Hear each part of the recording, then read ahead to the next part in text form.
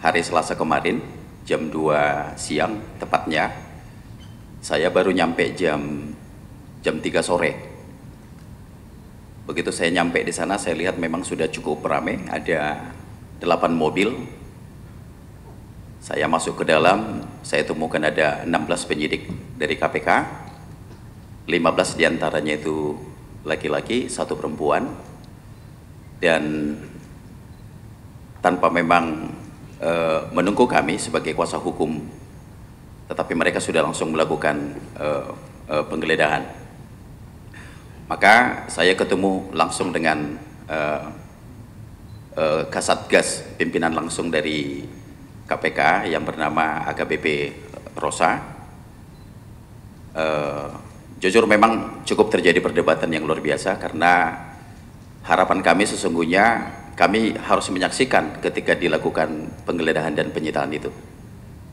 Jadi harus berdebat dulu mengenai legal standing dan sebagainya, tetapi pada akhirnya karena kami tetap bersikukuh untuk harus tetap menyaksikan, maka akhirnya mereka juga memperbolehkan.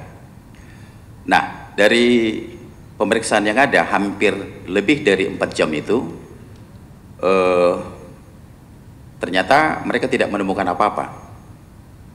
Mereka membongkar seluruh ruangan, kamar, tempat tidur, bahkan daerah-daerah private, ya, bahkan kamar yang harusnya terkunci, yang private pun mereka harus buka paksa, sekalipun mereka akan kembalikan, kan gitu ya. Kamar anak juga begitu. Nah, ya mereka juga terakhir juga nggak menemukan apa-apa. Nah, mungkin saya nggak tahu apakah mungkin dalam kondisi memang, apakah memang sudah cukup kondisi stres atau mungkin sudah depresi juga para penyidik ini. Maka ditemukanlah itu ada salah satu flash disk. Ditemukan flash disk dan 1 buku dari catatan Mas Kusnadi. Buku flash disk ini ditemukan di kamar anaknya Pak Hasto di lantai 2. Kalau yang buku catatan ini, buku catatan hari-hariannya Mas Kusnadi itu ditemukan di kamarnya di lantai bawah. Nah, flash disk ini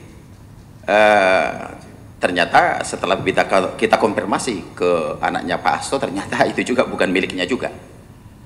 Artinya tidak mengetahui. Kita tanya ke Pak Hasto juga, Pak Hasto juga nggak mengetahui. Nah, ukuran buku ini, buku catatan ini, catatan Kusnadi ini cukup kecil, ya, yang ukuran setangan, gitu ya. Nah, begitu kita periksa juga, buku itu ternyata, buku itu hanya pada waktu dibuatkan berita acara pemeriksaan, saya lihat langsung karena tadinya mereka keberatan, kan nggak boleh, harus kita lihat isi flash disknya dan sebagainya. Nah, ternyata di buku catatan itu hanya dulu Mas Kusnadi itu pernah bikin bisnis bersama sama adiknya yang bernama Udin. Jadi namanya juga namanya Kus Udin, nama PT-nya tuh.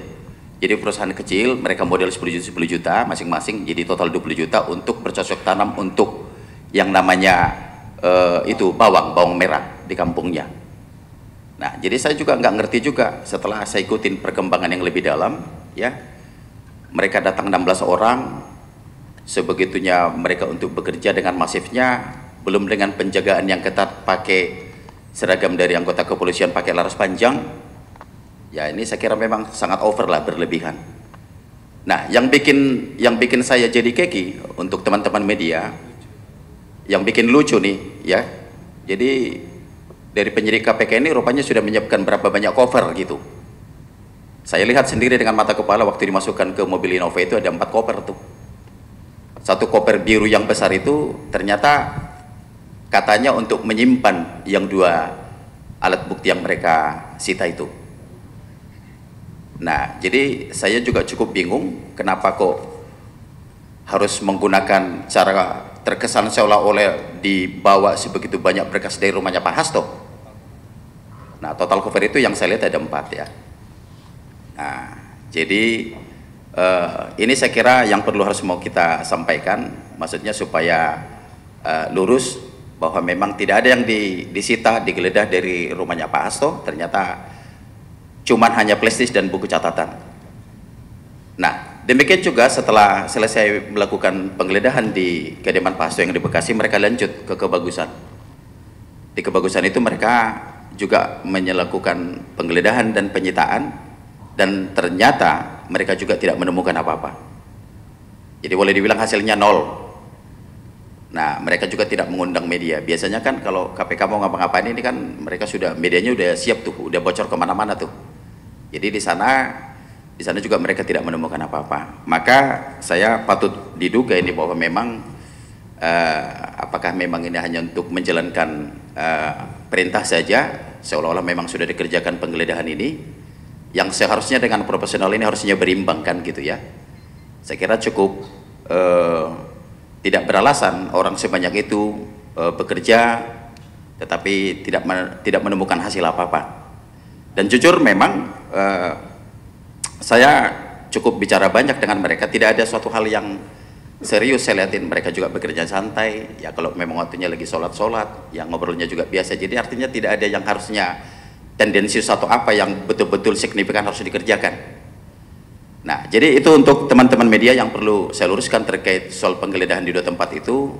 Artinya penyidik KPK tidak menemukan apa-apa, artinya tidak menemukan barang terkaitan terhadap perkara Harun Masiku yang sedang mereka keluarkan hari ini. Demikian dari saya, Pak Ketua. Hanya ada beberapa hal yang ingin disampaikan. Pertama-tama, tadi Sudarjo secara tidak langsung mengatakan berlebihan. Nah, dalam konteks itu sebenarnya kita bisa melihat bahwa ada namanya extra excessive force, gitu. Jadi penggunaan kekuatan yang berlebihan di situ, yang seharusnya itu dilakukan secara proper dan proporsional. Gitu. Nah, kalau pada saat ini tidak ada hambatannya begitu besar, kenapa diperlukan kekuatan-kekuatan yang relatif besar, bahkan mempergunakan laras panjang tadi sebenarnya.